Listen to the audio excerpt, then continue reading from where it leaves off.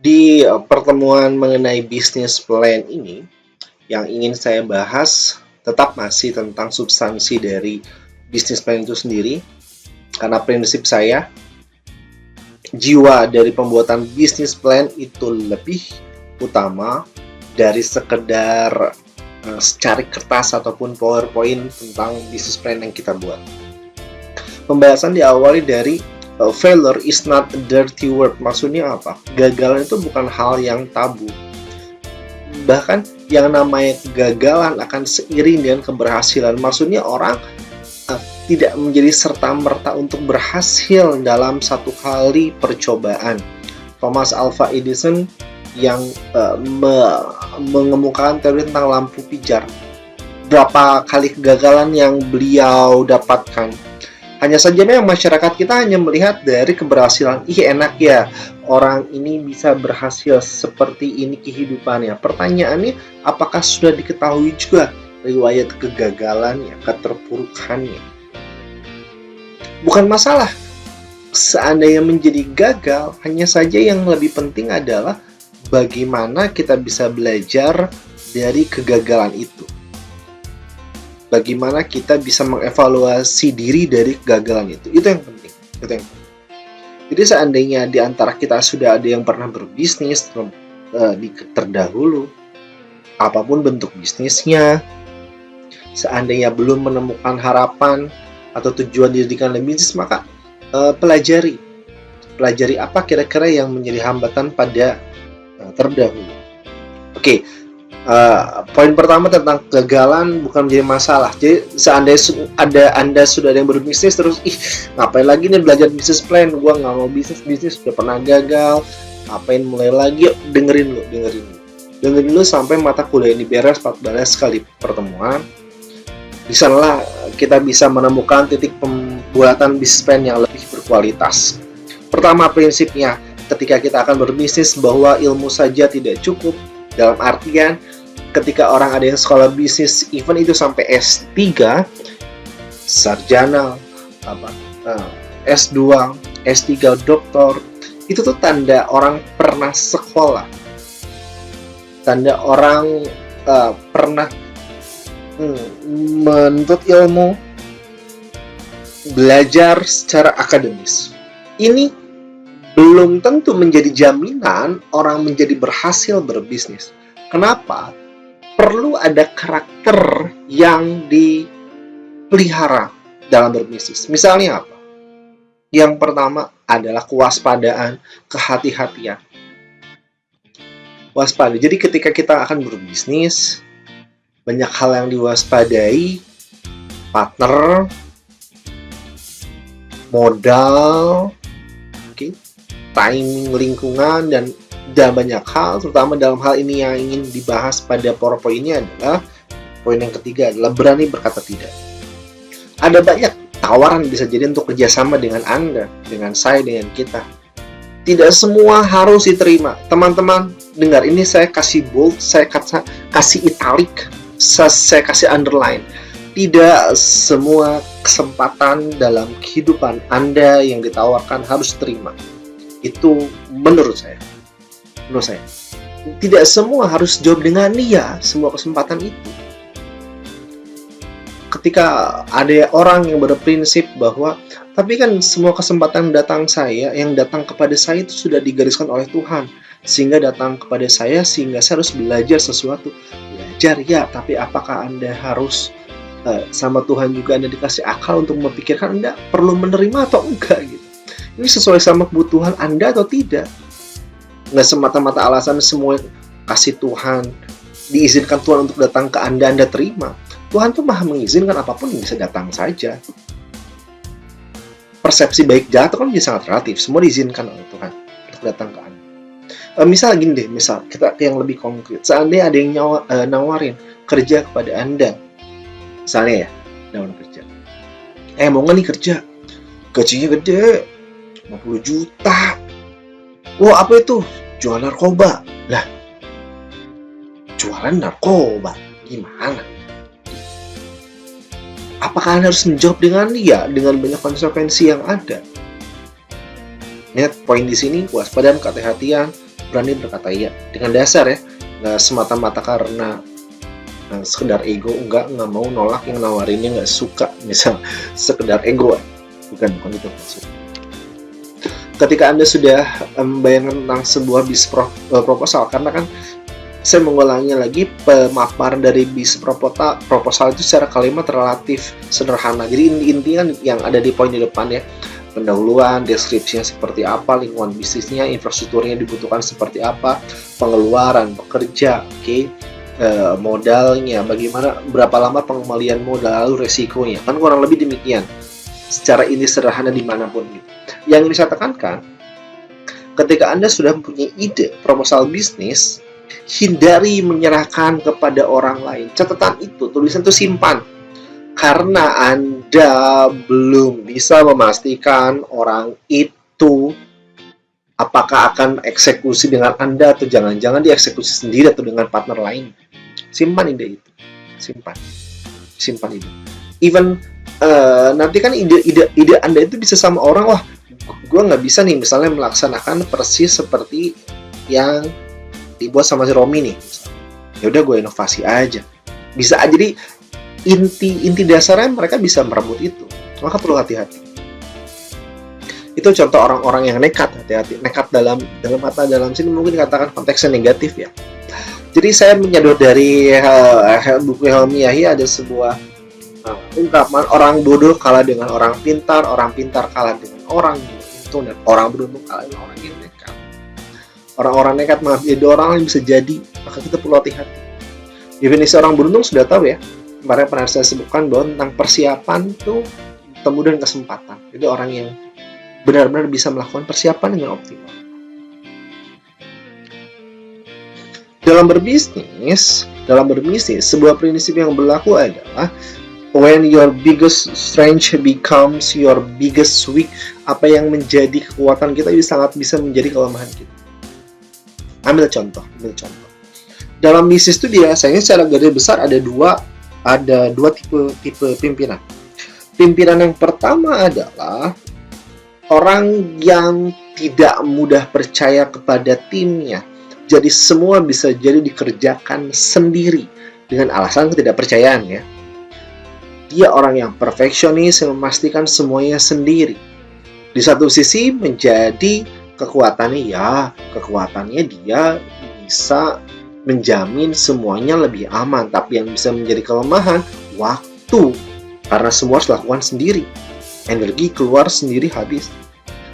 Contoh yang lain, yang kedua, ketika kekuatannya adalah mudah percaya kepada orang lain, dia akan menjadi super team. Maksudnya seperti apa? Timnya akan bekerja atau tumbuh menjadi lebih optimal. Di sisi lain kelemahannya ketika mudah percaya sama orang lain, bisa ditipu. Wah, ini orangnya mudah percaya, ya udah belokin dikit deh. Itu perlu hati-hati. Dalam berbisnis, ketika kita membuat deal dalam negosiasi, ada sebuah saya kaitan dengan prosedur demikian. Saya bacain dulu. My father told me, name your price in the beginning. If it even gets more expensive than the price your name, get out of there. Poinnya adalah ketika kita berbicara bisnis secara profesional, Anda perlu bahkan harus punya price list. Jadi ketika ada orang yang bertanya kepada Anda tentang bisnis profesional, ditanya berapa jasa Anda untuk berbisnis bersama saya, ungkapkan. Karena ketika orang-orang biasa tuh masalah uang sensitif, ntar lagi aja, nggak apa-apa. Bukan dengan demikian. Bagi saya deadline di awal dulu, persiapan dulu. Jadi tidak ada harapan berlebih, karena kalau tidak disebutkan di awal, nanti ke belakangnya jadi ada harapan yang berlebih, dibayar atau enggak, kan jadi nggak jelas. Oke. Dalam berbisnis, ingat, jadi ketika Anda membuat bisnis, sudah membuat bisnis plan, artinya Anda sudah punya tim. Ya, tim itu Anda perlu tahu harga untuk kerjasamanya bagaimana, diperjelas. Ini berkaitan sama cerita saya tadi. The people that hurt you the worst are the people closest to your heart. Di sini poinnya adalah orang-orang yang bisa melukai kita adalah orang-orang terdekat. Ibaratnya ada istilah ditusuk dari belakang gitu. Lah, yang bisa menusuk kita kan orang-orang yang posisinya paling dekat, yang dalam hal ini orang-orang yang sudah dipercaya padahal, tetapi bisa menipu kita, bisa memanipulasi. Forgive but don't forget, kita maafkan. Don't forget bukan berarti menahan emosi tetap ada untuk sebel ya. Don't forget itu kita membawa pelajaran untuk tidak terjebak, terperangkap dalam sebuah situasi yang kurang lebih mirip. Perdayalah orang-orang terdekat. Yuk, waspada kita. Dalam berbisnis teman-teman. Jadi kan kita dalam ini masih kita bahas tentang motif bisnis ya, bab besarnya ya. Ketika dalam berbisnis, kita perlu mencari dalam merangkai bisnis plan itu orang-orang yang saling melengkapi dengan kita. Jadi memang kita perlu tahu dulu kita orang seperti apa, sehingga kita paham kita butuh tim yang untuk support seperti apa. Ada istilah berkata, nggak ada dua matahari dalam satu tempat. Poinnya adalah hindari ada karakter yang sama-sama di dalam sebuah bisnis itu. Karena keduanya karakternya sama-sama introvert, dua-duanya ya jadi pekerja di belakang meja lebih dominannya. Perlu ada saling melengkapi. Ini saya ngambil contoh di internet, Story for My Business Soulmate dari Isaac Chan. Ya gimana bisnis soulmate itu hadir. Ada orang-orang yang melakukan proposal bisnis biasa akan menyerahkan kepada orang yang punya nominalnya gede. Lalu di manakah orang-orang yang punya nominal uang yang besar? Bisa orang mengacu pada orang-orang yang punya dana pensiun besar, dana pensiunnya. Nah, biasanya ini orang-orang tuh bingung dana pensiunnya mau dikemanakan. Nah, hati-hati ada orang-orang yang menyerahkan proposal bisa. Jadi ini saya dari sudut pandang adalah orang yang penerima pensiun, lalu akan diserahkan proposal bisa sama orang, karena kan kita konteksnya berbicara tentang motif bisnis ya dalam bab ini. Melanjutkan bahasan yang minggu kemarin belum selesai, dipecah menjadi dua pertemuan. Hati-hati karena rentan ditipu. Orang-orang dengan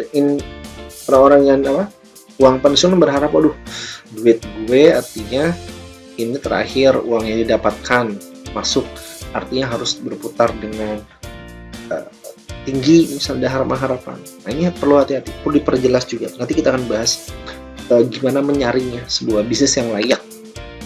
Karena banyak berita bahwa ada korban investasi di uang pensiun yang banyak, lenyap.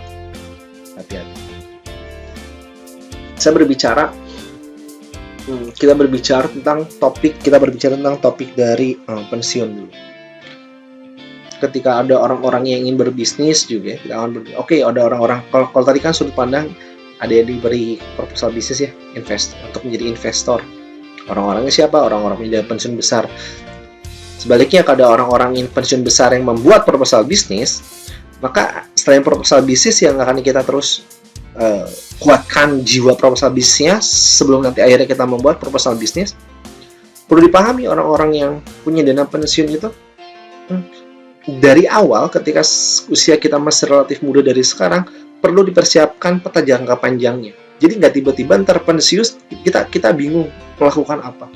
Ini bisa digambarkan di film Intern. Jadi dibintangi oleh Robert De Niro dan Anne Hathaway. Dikatakan bahwa Robert De Niro ini itu sudah pensiun, terus orang kan kalau pensiun mikirnya aduh enak ya, jadi bisa banyak waktu bersama keluarga, bisa liburan, dan banyak hal dilakukan yang belum pernah dilakukan. Tapi nyatanya kegiatan itu hanya akan bertahan berapa minggu atau berapa bulan. Bagaimana saya tahu, even saya belum setua itu, belum sepensiun itu di waktu saya membuat rekaman ini, karena dalam psikologi praktis saya memahami kata-kata enak, kata nyaman itu sangat menjadi relatif. Ketika ada seorang pekerja misalnya merasa enaknya dia mah pengusaha gitu. Dia mah pengusaha gitu. Nggak perlu kerja dari pagi sampai sore atau sore sampai malam. Bisa jadi para pengusaha juga ada pemikiran enak ya dia mah pekerja. Saya banyak kata mah itu orang Sunda banget ya. Bekerja. Kalau saya orang bisnis, bahkan liburan itu Sabtu Minggu saya bisa harus kerja untuk menyiapkan konsep bisnisnya. Nah, itu kan konsep enak menjadi sangat relatif. poinnya di sini adalah ada persiapan ketika pensiun mau ngapain. Ada pensiun tuh mau ngapain. Robert De Niro tuh bingung, udah pensiun akhirnya ngapain aja. Jadi badannya itu yang biasanya aktif jadi pasif ya, jadi kaget. Perlu ada perpindahan kegiatan ketika pensiun, apa yang mau dilakukan. Itu menjadi penting. Menjadi menarik berbincangan juga tentang waktu pensiun. Didapatkan informasi di Sri Lanka usia pensiun tuh 55, di Pakistan 60, oke. Nah, di Ireland di sini tuh ada 67. Artinya dari tiap negara kebijakan mengira orang waktu produktif itu beda-beda. Di negara lain bisa jadi usia 60-65 orang-orang bisa menjadi sangat produktif, masih bekerja. Di Indonesia kan 50-an udah dikategorikan waktu pensiun secara umum. Oke. Apalagi di waktu pensiun ini yang perlu dicermati atau diwaspadai adalah post power syndrome. Ketika dulu kita bekerja, kita punya jabatan tinggi, kita terbiasa memerintah orang, kita tidak terbiasa melakukan banyak hal sendiri. Ketika sudah pensiun, kita merasa kita tuh atau orang-orang di luar masih bawahan kita. Padahal jabatan kita sudah nggak dipegang. Dulu yang kita biasanya misalnya nyuruh untuk ojek online ke sekretaris, ke ajudan, ini tolong kerjakan. Sekarang ketika katakanlah bukan lagi menjadi pimpinannya, hati-hati, jadi kebingungan sendiri. Bahas dulu ya, post power syndrome itu gejala, saya bacain aja ya, yang terjadi ketika seseorang yang hidup dalam bayang-bayang kebesaran yang dimilikinya di masa lalu seakan-akan belum mampu menerima perubahan yang terjadi dalam diri. Jadinya ya karena post power syndrome itu yang nggak suka dibantah, dan ciri khas ada gejala lain. Yuk kita siapkan banyak hal dengan jiwa bisnis dalam proposal bisnis ini yang lebih kuat. Itu dia akhir dari kuliah kita pertemuan ini. Terima kasih sudah menyimak. Saya Romi Muhammad Ramdhani pamit. Wassalamualaikum warahmatullahi wabarakatuh. Sampai jumpa di pertemuan minggu depan.